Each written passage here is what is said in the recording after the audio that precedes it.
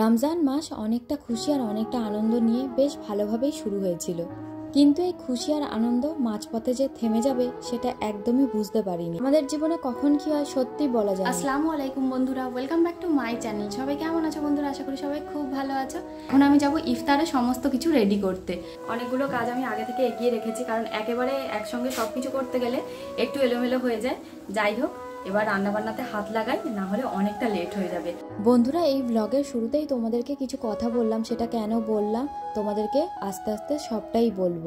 রমজান যখন শুরু হয় ভেবেছিলাম আমার ক্যামেরার ওদিকের বন্ধুদের সঙ্গে পুরো রমজানটা খুব ভালোভাবে শেয়ার করব। কিছু ভিডিও আমার জমে গেছিল, সেটাই তোমাদের সঙ্গে শেয়ার করছিলাম। আর তারপরে খুব তাড়াতাড়ি আমি রমজান থাকাকালীনই রমজানের ভিডিওগুলো শুরু করতাম, কিন্তু মাঝপথে ভিডিও করাটা থামিয়ে দিতে হলো।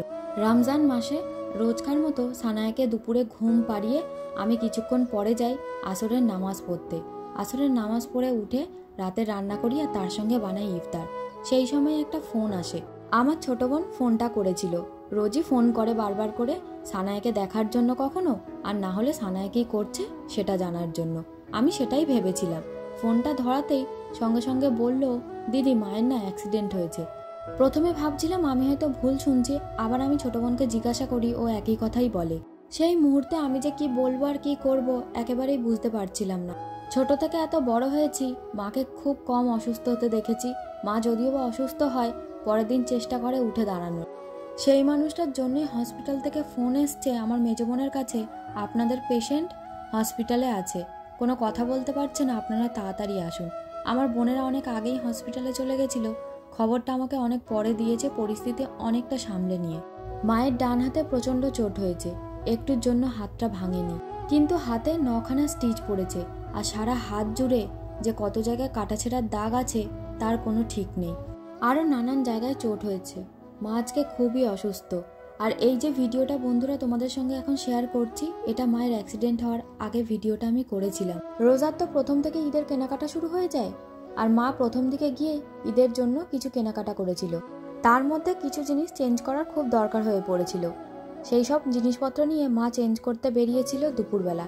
বেরোনোর আগে অবশ্য আমাকে ফোনও করেছিল। আমাকে ফোন করে জিজ্ঞাসা করছিল যে আমার কিছু লাগবে কিনা, যেটা বরাবরই জিজ্ঞাসা করে থাকে। মাকে আবার আমি বলেছিলাম, তুমি রোজা করতে করতে দুপুরবেলা একা যাচ্ছ?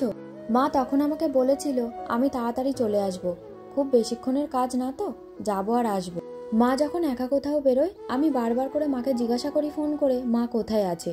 সেই দিন দুপুরবেলা সানায়াকে ঘুম পাড়াতে গিয়ে কেন জানি না আমার চোখটা লেগে এসেছিল।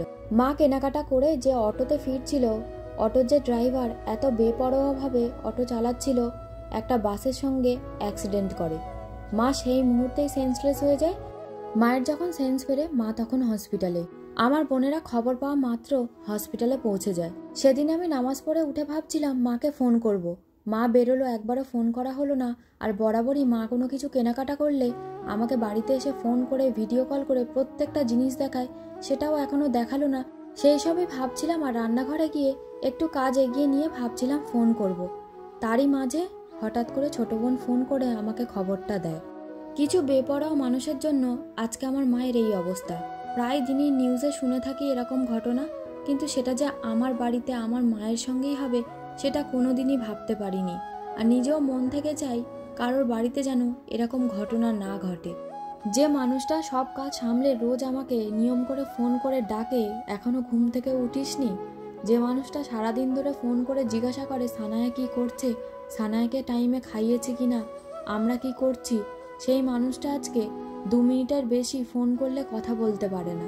আমি যখন ক্লাস 4-এ পড়ি আমার বাবা তখন থেকেই অসুস্থ, নানা রকম রোগের সঙ্গে আজও লড়াই করে চলেছে।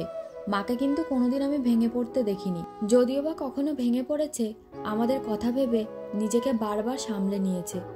ছোট থেকে দেখে এসছি শখ বলে কোনো জিনিস যে হয় সেটা মায়ের মধ্যে কোনোদিনই দেখিনি। মাকে বরাবরই দেখেছি আমাদের 4 ভাই বোনের পড়াশোনা আর আমাদের 4 ভাই বোনের প্রয়োজনের যত জিনিসপত্র আছে সেগুলোকে কিভাবে জোগাড় করবে সেই নিয়েই ভাবনা চিন্তা। নিজেকে নিয়েও যে কোনো ভাবনা চিন্তা হয় সেটা আমার মাকে কোনোদিনই দেখিনি। বরাবরই দেখে এসছি আমাদেরকে নিয়েই খুশি থাকতে। আমরা সারাদিনে কি খাবো, কে কি খেতে ভালোবাসি, আজ হয়তো বিয়ে হয়ে গেছে, অনেকদিন পরে করে যাই, একবার যদি জানতে পারে বাড়িতে যাব, বারবার করে ফোন করে কতবার যে জিজ্ঞাসা করে যে আমি কি কি খাবো, মা কি রান্না করবে? সেই মানুষটা যখন আজকে অসুস্থ, এরকম অবস্থাতে আমার আর ভিডিও করা সম্ভব হয়নি। মা একটু সুস্থ হোক, তারপরে সবটা ভাবা যাবে।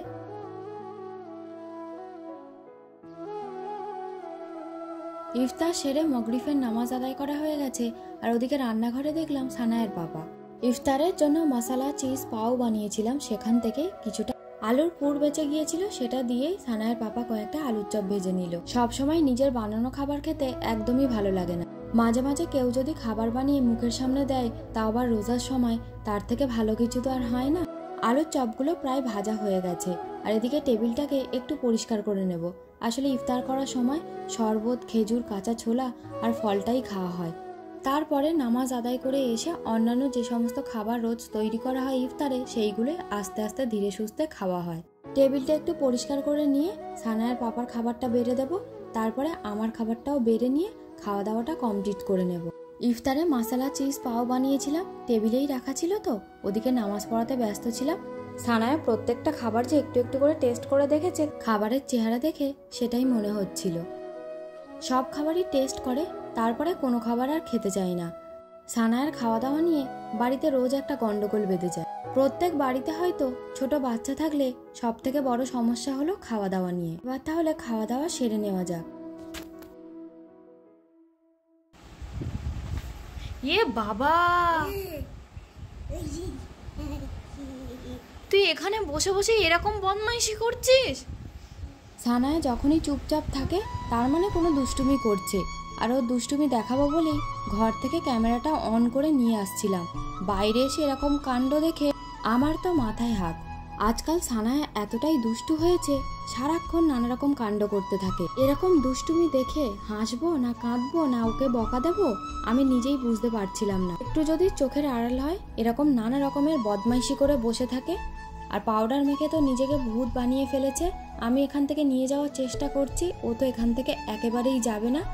তারপরে কোনো রকমে যদিও বা ঘরে নিয়ে গেলে, আসলে আয়নাতে নিজেকে বারবার দেখছে, নিজেকেও একদমই চিনতে পারছে না, নিজেকে চেনার চেষ্টা করছে। আমি ওকে পরিষ্কার করিয়ে দিই, ওকে দেখে চেনা একদমই সম্ভব না। বন্ধুরা, এই ভ্লগটা আমি বানিয়েছিলাম রোজার প্রথম দিকে।